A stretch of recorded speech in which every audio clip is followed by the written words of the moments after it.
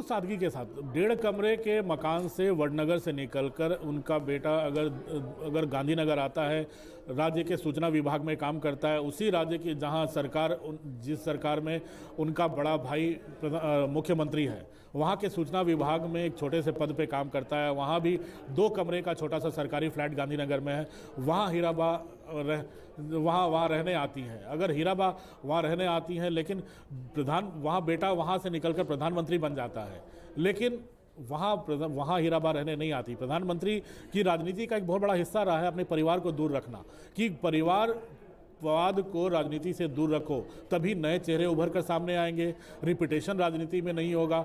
यही परिवारवाद की राजनीति की क्या कारण वो कांग्रेस की भी खिलाफत करते हैं। प्रधानमंत्री ने अपनी पार्टी में भी काफ़ी कोशिश की है परिवारवाद दूर रहे, तो ये परिवारवाद से दूर रखा है अपने परिवार को। शायद उनके भाइयों का नाम भी देश की जनता नहीं जानती होगी, अगर जो सक्रिय अखबार न पढ़े और टीवी न देखे। तो जनक परिवार भाइयों का नाम तक, भाई भी बड़े लो प्रोफाइल रहे हैं। प्रधानमंत्री नरेंद्र मोदी की लगता है इच्छा थी कि परिवार दूर रहे, लेकिन जनक उनके भाइयों ने भी लगता है कि काफी लो प्रोफाइल रख के उनकी इच्छा पूरी भी की है। ये मां की सीख है।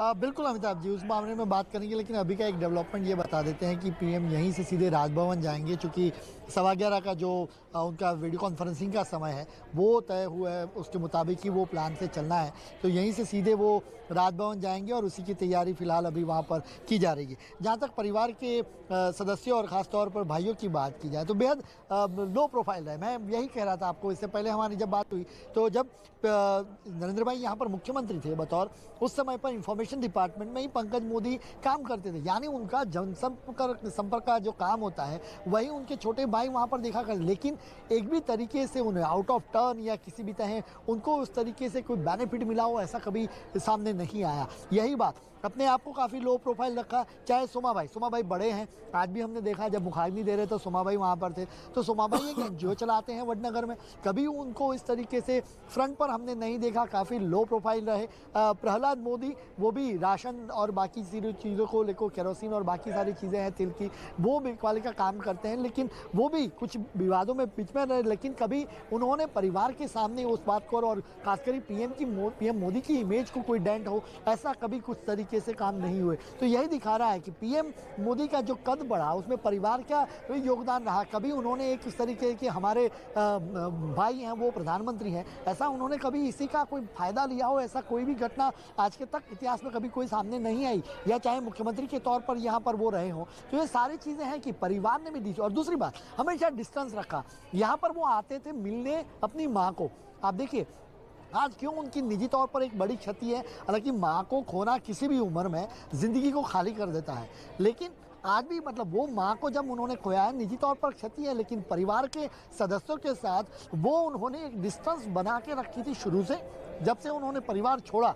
क्योंकि जब वो कहते थे कि मैंने परिवार छोड़ दिया और मैं राजनीति में, सक्रिय राजनीति में, चाहे आरएसएस में गए और उसके बाद सक्रिय राजनीति में आए, तो परिवार से कोई ताल्लुकात नहीं रखा, लेकिन माँ के साथ केवल रिश्ता रखा था। और आज इसीलिए कहते हैं कि उनकी निजी तौर पर उनकी एक क्षति है। और पीएम इसलिए आज काफ़ी भावुक भी दिख रहे हैं उनके चेहरे पर भी। और उन्होंने जब मुखाग्नि दी तो ये सारी तस्वीरें माँ के साथ उनके जो पल, वो सारी कुछ याद आते। चूँकि इसी साल अगर देखा जाए तो पिछले 6 महीने में 3 बार उनसे मुलाकात हो पाई थी, और मुझे हर बार का वक्त याद है, चूँकि मैं लगातार 2001 से उनको फॉलो कर रहा हूँ, तो मुझे याद है कि वो एक भी मौका, चाहे वो मुख्यमंत्री के तौर पर ही यहाँ पर क्यों न रहे, तो कोई भी ऐसा मौका छोड़ना नहीं चाहते। समय अपने व्यस्त कार्यक्रम में भी समय निकाल लेते थे अपनी माँ को मिलने के लिए, और शाम का वक्त हमेशा पसंद करते थे कि माँ के साथ खाना हो जाए और उस बहाने ही सही उनके साथ बातचीत भी हो जाए। तो ये बात हमेशा वो अपने साथ उन्होंने अब तक बरकरार रखी। और आज कह रहा हूँ कि निजी तौर पर उनकी एक बड़ी क्षति है। और परिवार के साथ आपने जब परिवार की बात मुद्दा छेड़ा तो परिवार ने भी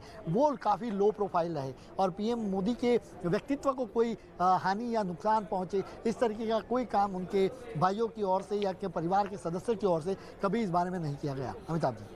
जरा बिल्कुल, ये परिवार कभी आड़े नहीं आया, न उनकी राजनीति के आड़े आया है, न उनके कर्तव्य पथ के आड़े आया है।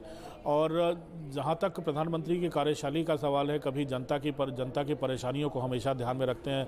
सहयोगी बताते भी हैं कि अगर बीजेपी कार्यालय भी जाना होता है तो वो चाहते हैं कि ट्रैफिक डिस्टर्ब ना हो, अगर उनको एयरपोर्ट भी जाना होता है तो वो चाहते हैं कि उनके लिए ट्रैफिक न रोका जाए। लेकिन लेकिन यहाँ आज हम लोग बात माँ की कर रहे हैं। माँ की का जो नुकसान होता है वो अपूर्णीय क्षति होती है ये जनक, लेकिन माँ का चला जाना, माँ से मिली सीख का आगे बढ़ाना, प्रधानमंत्री 1 घंटे के अंदर अपने काम पे लगने वाले राष्ट्र निर्माण के, फिर से परियोजनाओं का उद्घाटन, देश को समर्पित करने का काम, कितना द्वंद्व चलता है, कितनी मुश्किल होती है एक एक एक एक एक, एक चेहरे से निकल कर दूसरे चेहरे में घुस पाना, खासकर जब माँ का नुकसान हुआ हो।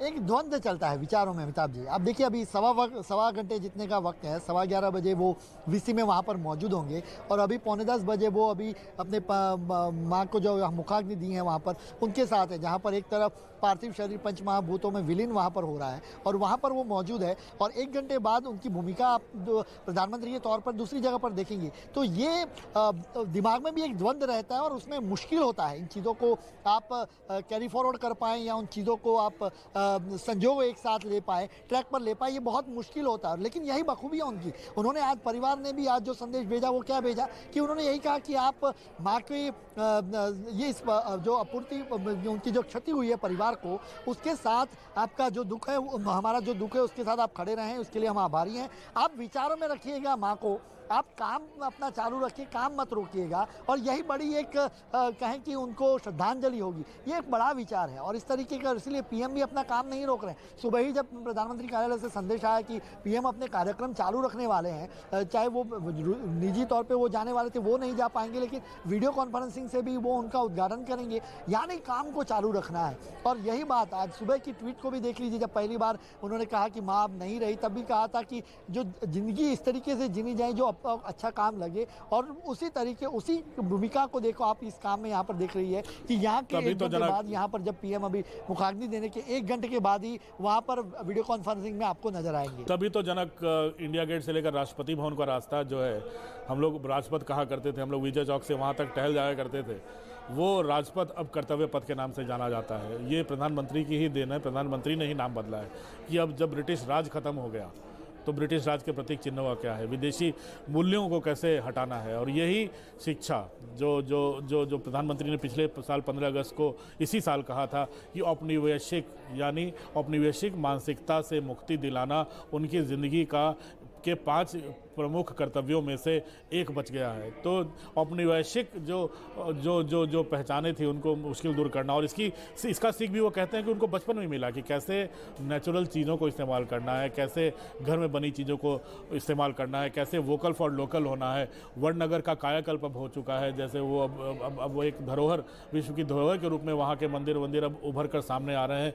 कई देश के कई मंदिरों को यूनेस्को के साइट्स में अब जोड़ा गया है कि विश्व की सांस्कृतिक धरोहरों के रूप में। तो ये प्रधानमंत्री की पहल ही है कि वडनगर से जो सीख मिली है उसको आगे कैसे बढ़ाना है, चाहे वो संस्कृति का मामला हो, चाहे चाहे चाहे चाहे महिलाओं के सशक्तिकरण का मामला हो, चाहे उन लोगों का मामला हो जो कतार में आखिरी व्यक्ति हैं। तो कतार जो लास्ट मैन स्टैंडिंग की, जो लास्ट मैन स्टैंडिंग जो जिसको है वहाँ तक लास्ट माइल डिलीवरी हो जाए, ये प्रधानमंत्री। तो ये तमाम चीज़ें जो ऐसी हैं प्रधानमंत्री के रोज़मर्रा की ज़िंदगी से जुड़ी हुई थी, जो अब खुलकर सामने आ रही हैं जब वो विभिन्न योजनाओं को मुकाम पर पहुँचाने में लगे हैं। प्रधानमंत्री ने जो कर्तव्य पथ चुना है अपने लिए वो ये है कि अगर उद्घाटन वो कर रहे हैं तो देश को समर्पित भी वही करेंगे। ऐसी कई परियोजनाएं हैं जिसकी शुरुआत भी उन्होंने की है, जिसकी आधारशिला भी उन्होंने रखी है, जिसको अंतिम मुकाम पर भी उन्होंने पहुंचाया है। तो ये कर्तव्य पथ एक शालीन और सादगी भरा जीवन, और जो बार बार कहते हैं तू न थकेगा कभी, तू न रुकेगा कभी, जो उन पर काफ़ी उनके ऊपर ये हरिवंश राय बच्चन की कविता उन पर काफ़ी जचती भी है, क्योंकि वो सहयोगी बताते हैं कि उनके सोने का समय भी कम होता है। 2014 में जब लोकसभा चुनाव थे, जब प्रधानमंत्री पद के उम्मीदवार थे, तब उनसे पूछा तो हम लोगों ने यही पूछा था, सबसे पहला सवाल ही हमारा यही था कि आप रात को, लोग बोलते हैं कि आप 12-1-2 बजे सोते हो, सुबह 3-4 बजे उठ जाते हो, तो इतना कम सोकर इतनी शक्ति कहाँ से पाते हो। तो तब उन्होंने अपने बचपन की बात बताई थी। तब उन्होंने बताया था कि कैसे सादगी भरा जीवन, कैसे अल्पाहार, कैसे साबूदाने की खिचड़ी, कैसे वो गुनगुना पानी पीते हैं पूरे नवरात्रों के दौरान। तो पूरे शरीर के भी सिस्टम की सफाई, पूरे शरीर और साथ ही साथ पूरे गांव की सफाई, महिलाओं के सशक्तिकरण, जो गांव के पिछड़े दबे कुचले वंचित समाज है उन तक सरकारी योजनाओं का लाभ पहुंचना। प्रधानमंत्री बार बार यही कहते हैं ना कि सरकारी योजनाओं का लाभ आखिरी व्यक्ति तक नहीं पहुंच रहा है। तो ये तमाम कोशिशें हैं जो प्रधानमंत्री लगातार कर रहे हैं और मुझे लगता है अब राष्ट्र निर्माण, अब माँ की जो सीख है उसको अमली जामा पहनाने का जो काम प्रधानमंत्री कर रहे हैं वो आगे अनवरत जारी रहेगी। जी अमिताभ जी, बिल्कुल सही आप कह रहे हैं। और असली श्रद्धांजलि यही होती है कि कोई आपको अगर कुछ सिखा कर गया है, कुछ बता कर गया है, तो आप अपने कर्मों में उसको दिखाएं, दर्शाएं। नरेंद्र मोदी, देश के प्रधानमंत्री, आज जब वहां खड़े हैं, जब सामने मुखाग्नि दी वहां खड़े हुए हैं, तो सिर्फ आप प्रधानमंत्री मत देखिए, नरेंद्र मोदी देखिए। वो नरेंद्र मोदी जो एक बेटे भी हैं, जो एक प्रधानमंत्री भी हैं, उनके लिए कितनी बड़ी ये क्षति है कि आप देखिए एक ऐसा शून्य हुआ है जिसे कोई नहीं भर पाएगा शालिनी, एक बेटे के तौर पर भी। क्योंकि अब जन्मदिन पर कोई नहीं होगा जो 100 का नोट पकड़ाएगा, अब जन्मदिन पर कोई नहीं होगा जो मिठाई खिलाएगा, या किसी भी जीत के बाद वो वहां नहीं जा पाएंगे, या जाएंगे तो वो जो एक तस्वीर सामने आती है, हम लोग भी देखते हैं, वो नहीं होगी। ये 5 तस्वीरें आपके सामने हैं।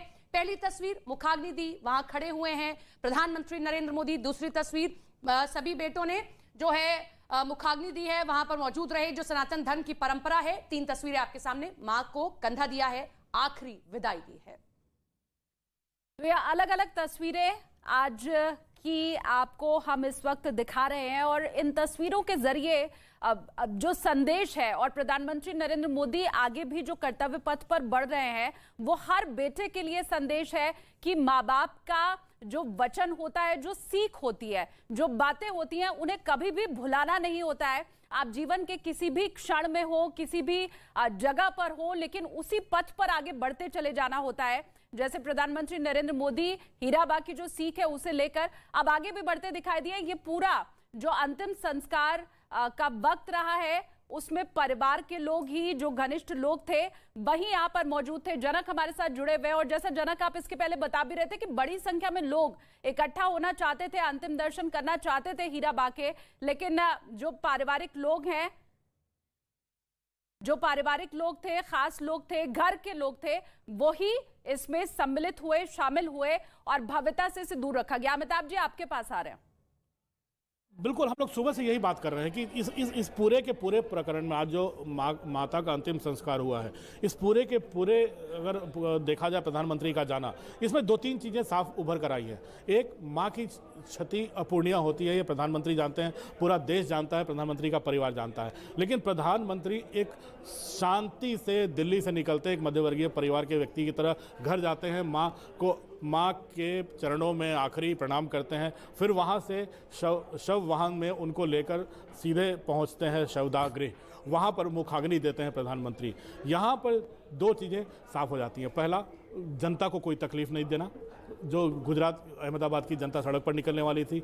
दूसरा, एक जाकर कोई इसमें तामझाम नहीं करना कि प्रधानमंत्री की मां नहीं रही, या जो सुरक्षा के तामझाम, सुरक्षा के प्रोटोकॉल, कोई भीड़ भाड़ नहीं जुटाना, एक शांति से सादगी भरे माहौल में मां को लेकर शवदाह जाना। और तीसरा, मां का आशीर्वाद लेकर उनको मुखाग्नि देना। तो ये तमाम चीज़ें दिखाती हैं कि एक जो मां से जो सीख मिली थी, उनको मां को अंतिम प्रणाम देते देते भी प्रधानमंत्री उस सीखों पर अमल करने में लगे हैं। और उनका परिवार जब ये संदेश देता है कि श्रद्धांजलि अपने दिलों में दीजिए और अपना कामकाज जारी रखिए, पूरे देश से जो अपील की है, ये भी बहुत बड़ा संदेश है कि राष्ट्र हित या अपना काम जो है वो सर्वोपरि है, आप उसमें लग जाएं।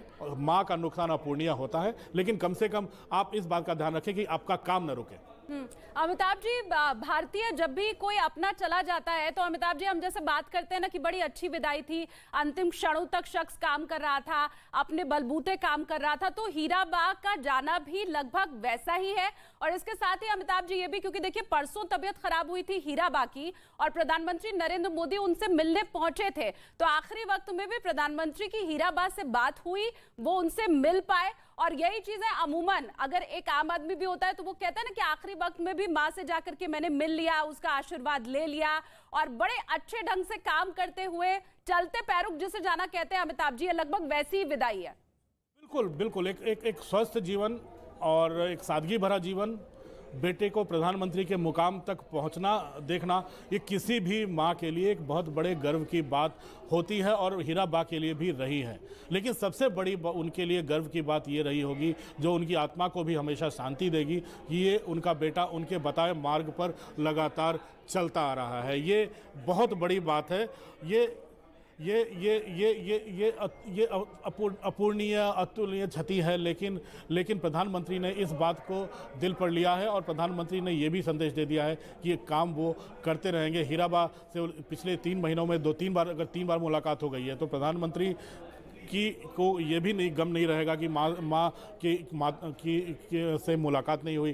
पर जब भी उनकी परसों तबीयत बिगड़ी थी, तब भी प्रधानमंत्री 2 दिन पहले सीधे अहमदाबाद पहुंच गए थे, अस्पताल में जाकर उनकी कुशल क्षेम पूछी थी। आज वो सुबह उनके मौत की खबर मिली तो सीधे उनके पार्थिव शरीर के साथ पहुंचे हैं, अपने परिवार के साथ हैं। यानी परिवार को भी ताकत मिली है प्रधानमंत्री के पहुंचने से। और दूसरी जो सबसे बड़ी बात है कि हीराबा को भी शांति मिली होगी, उनकी आत्मा को भी शांति मिली होगी। जो बचपन से सीख उन्होंने प्रधानमंत्री जो नरेंद्र मोदी को दी थी, वो प्रधानमंत्री मोदी आगे बढ़ा रहे हैं।